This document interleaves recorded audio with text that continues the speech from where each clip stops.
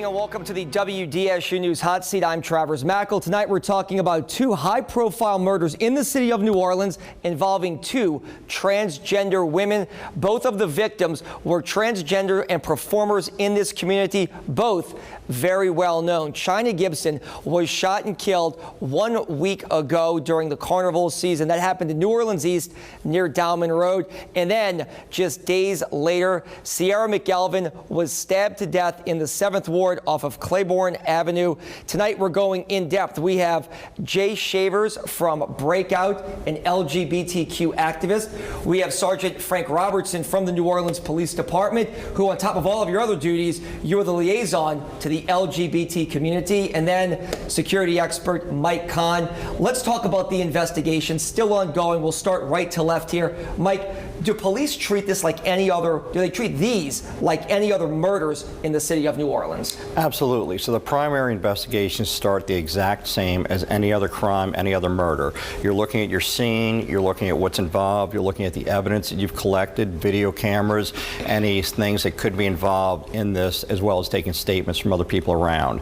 So the initial part starts just like any other homicide investigation, and then you're going into a community where the police may not have the same rapport with people, in which case you use your liaison officer also to help the investigation and to help make people feel a little bit more comfortable in opening up about what they may say. Two people of interest in one of these murders and a car of interest. Are those keys that if the community identifies that they should call, because a little tip goes a long way? Absolutely. Anytime there's a person of interest, that means that person has critical information about the crime, and it's necessary to interview them and find out what we can extract from those individuals. Sergeant Robertson, you've been in this position for a couple of years now. What is your role with the NOPD when it comes to serving as a bridge to the LGBTQ community? Well, just like Mike said, when the detectives first get the initial investigation, and when they have identified that this might happen to be a member of the LGBTQ community, they would immediately contact me. And with me, I would be that bridge too, because for so long, we received phone calls and telephone calls saying that the NOPD is not sensitive to members of the LGBTQ community. And now with me there being that voice to them, they feel more comfortable with coming forward and talking to police about the investigation. Prime example is a couple of weeks ago we had an incident that made viral video about a transgendered woman who was being attacked by some unknown assailants. Immediately after the department and we sat together and we did a video, she immediately contacted me through Facebook, and from that point on, I've adapted that relationship with her because she felt comfortable with me, by me identifying as being a member of the LGBTQ community. She felt more comfortable with giving information to help detectives with that investigation. So it's a very helpful tool that I'm there. Jay Shavers, with Breakout, you're an advocate and you run an advocacy group for the LGBTQ community. Are people afraid right now with what happened to these two victims? I think with the circumstances, it's obviously easy for us to be afraid and having a lot of different feelings. I think it's clear that the community is trying to make space and take time to build and bond with one another, as well as take care of each other, as we've seen at the visual last night with the crowd and community that came out. It's really important that we continue to have spaces like that so that we can talk about the larger things that we need to come together on to face these issues. Why has there been a disconnect? I know the NOPD's put a priority on it. Clearly, their liaison officer is here, but why has there been a disconnect between the LGBTQ community and some with the police department? Is there anything that you can put your finger on as to what the disconnect was? I think overall the larger issue, or the larger thing that we need to tackle, is having more conversation around the larger picture. So not only policing, but also jobs, education, housing, the resources that queer and trans people of color need in the city to be able to thrive. And I think having conversations with law enforcement and other folks is a part of that, but not the only part of the conversation that we need to have right now. China Gibson, well-known performer. Sierra McGalvin, also known in the community. Do you think they were targets? I think it is tied to a larger issue of how trans people, specifically trans women of color and Black trans women have been targeted and are being targeted across the country. Right now, we see we've already surpassed the amount of murders that we saw last year at this point, and we're on a road to surpassing the murders at the end of the year. So we really, it's time for us to have the conversations that the queer and trans community has been asking for a while now. Sergeant, do you think, I know the investigation is still ongoing, and we talked to a commander last week who said right now these don't qualify as hate crimes, but the investigation's ongoing. That could change.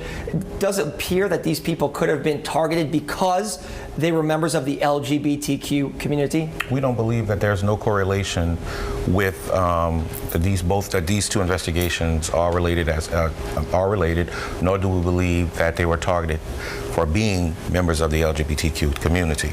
I heard you mention, Travers, about hate crime.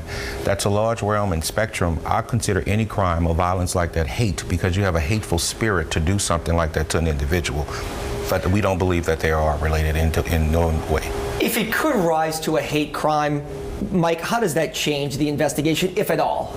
Well, they're different. It's a very, very strict setup for hate crime violations. So it has to meet a certain criteria, and the punishments and the things that happen after that change a little bit, and they're a little bit more severe. So if you have things that meet that criteria where you can establish that it is in fact a hate crime, then the penalties change, the investigation changes a little bit, mostly in the sentencing part and what happens from that point. Do you all do anything differently, Sergeant, given the fact that there are people, there was a vigil last week at Armstrong Park, great attendance added for these two victims. Do you all do anything differently when it comes to how you patrol, how you police these situations, how you police certain areas after two high-profile murders like this that have made not just local, but in some cases national headlines? Oh, we do. In the interim, when commanders do have crimes like especially high-profile crimes and crimes of violence of these natures, commanders typically, they would go out and saturate that area with extra beefed-up patrols in those areas for X amount of time until they feel as though whatever the threat possibility is might have subsided. Sometimes it's ongoing. So at that point, yes, we do beef up patrols in those areas, and we try to go door to door and knock, especially during follow-up investigations on something like this, so detectives are in those areas at all times. Jay, both of these happened during the carnival season. Is that just a coincidence, or does anything link these crimes to the carnival season with an influx of tourists, an influx of people coming into New Orleans? Like I said, I think it's important for us to talk about the murders that we've seen here within a short period of time in New Orleans, but also connected to the larger issue of the violence that is occurring amongst Black trans women and trans women of color across the country. What do you all do besides these vigils the vigil that was at Armstrong Park, besides coming on a show like this, bringing awareness to it? What else do you do? What is the next step to try to bring attention to an issue like this? Well, what community is spoken to and what they need right now is just creating more space, like I said, to talk about the things that we need to consider ourselves safe and to keep ourselves safe within community in ways that folks find accessible, as well as find that make them feel good, and so that we can continue to have larger conversations beyond just violence. Is the worst part of this, Mike, if they remain unsolved? I mean, look, New Orleans is a city that has a high amount of murders. Not all murders are solved, no matter who the victim is, and one victim is too many in the city of New Orleans. But is it a problem if this goes on unsolved for a week, a month, a year? So here's the situation with this. Anytime you have a murder like this, it's a little bit more high profile, it garners more attention, which means that you get more resources to it. So however you want to look at it, something like this is very unlikely to go unsolved. You have more resources, you have more news media coverage, the people are out there, it's easier to get in touch with them now, and more people know what you're looking for. And the safer people feel with people like Sergeant Robertson or other people working, the more information will slowly trickle through, and it'll give the investigators more to work with. Had these gone unsolved for a long period of time, it would create a little bit of an issue. Do the police find it hard to get information from people? Obviously, people who may know something but may be scared, or people who may have been in town and left town and said, you know what, I may know something, but I'm not touching this with a 10-foot pole.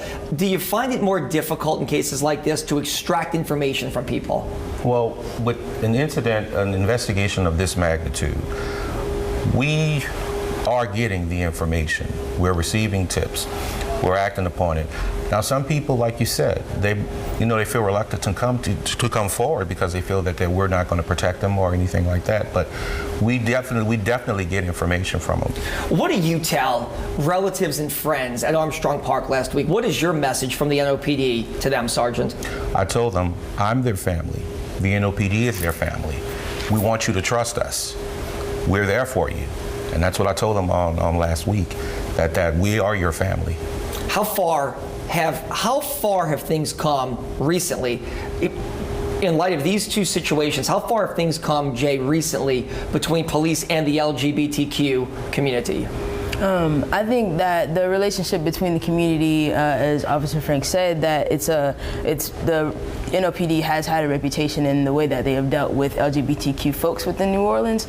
So within the 2 years that he's been in the position that he's in, I think that it's likely that it has been progress. But with the relationship that we have, is a very long-term conversation and something that we have to continuously be working on, how we communicate between our two communities. And final question here, Mike. You don't have a crystal ball, but you are plugged into a lot of law enforcement. Do you expect arrest in both of these cases?